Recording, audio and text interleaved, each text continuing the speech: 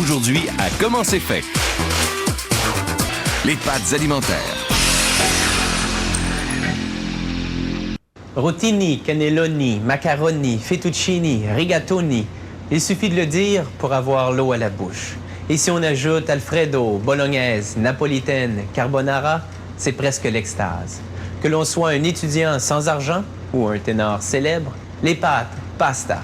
C'est pas cher, c'est facile à faire et c'est divin. Pasta. Les pâtes italiennes sont en fait chinoises. C'est la faute à Marco Polo.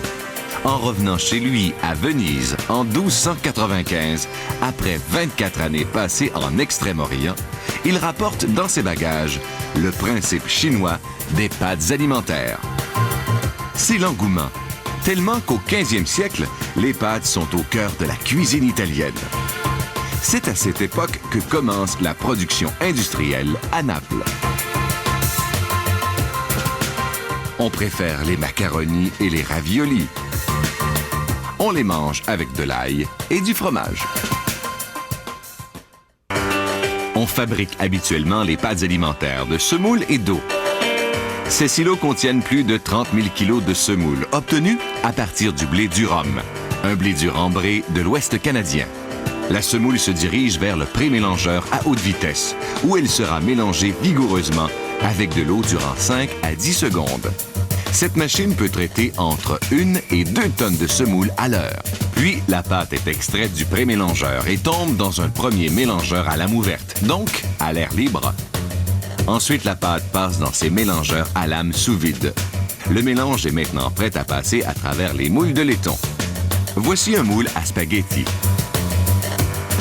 Ici, un moule à mafalda, une lasagne très étroite. Voici des moules qui servent à fabriquer des coquillettes lignées. Et ici, des étoiles destinées aux soupes. Et des cresti di gallo. La pâte est injectée sous pression dans le moule. Cette machine à lame rotative coupe environ 12 000 rotini à la minute, soit 720 000 à l'heure. Puisque la pâte est encore bien fraîche, les rotini sont encore mous. Ils sèchent un peu sur cette plaque. Passons maintenant aux lasagnes. La pâte traverse aussi un moule en laiton. Puis, les lanières de pâte fraîche d'une longueur de 107 cm sont placées sur des bâtons pour sécher à une température de 65 degrés Celsius. Elles sèchent à la verticale pour conserver leur belle forme plate. Au bout de 15 heures de séchage, les lanières sont coupées en 4, donnant ainsi 4 lasagnes de 25 cm de longueur. Afin de minimiser les pertes et faciliter la coupe des lasagnes sèches, ces cisailles taillent les pâtes de longueur égale sur les bâtons. Le long séchage des lasagnes débute.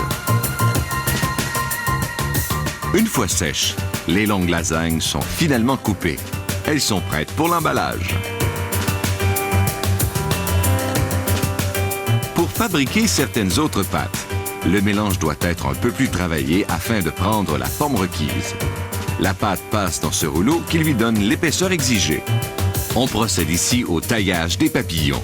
Ce moule en coupe 7500 à la minute pour un total de 450 000 à l'heure.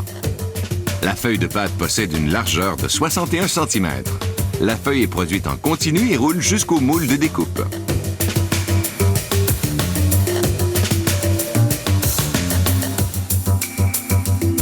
Les papillons tombent sur ce convoyeur afin de sécher un peu.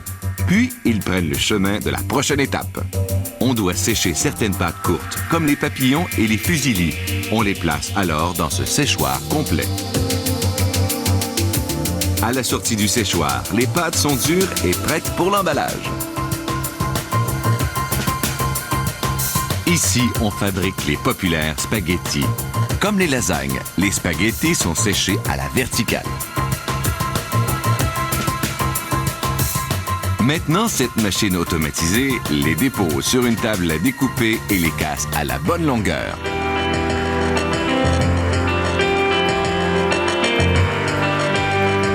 Les spaghettis sont maintenant prêts à être emballés. La quantité exacte de spaghettis à mettre en sachet est déterminée par ordinateur. Puis, les spaghettis descendent doucement dans cette chute. La quantité de spaghettis à mettre dans chaque sachet est transportée et déversée par ce petit chariot. Pour faciliter le remplissage des sachets, les spaghettis sont correctement placés par cette chute. En 1 minute, cette machine peut emballer 10 sacs de 4 kilos. Toutefois, s'il le faut, elle peut atteindre la vitesse de 60 sacs à la minute.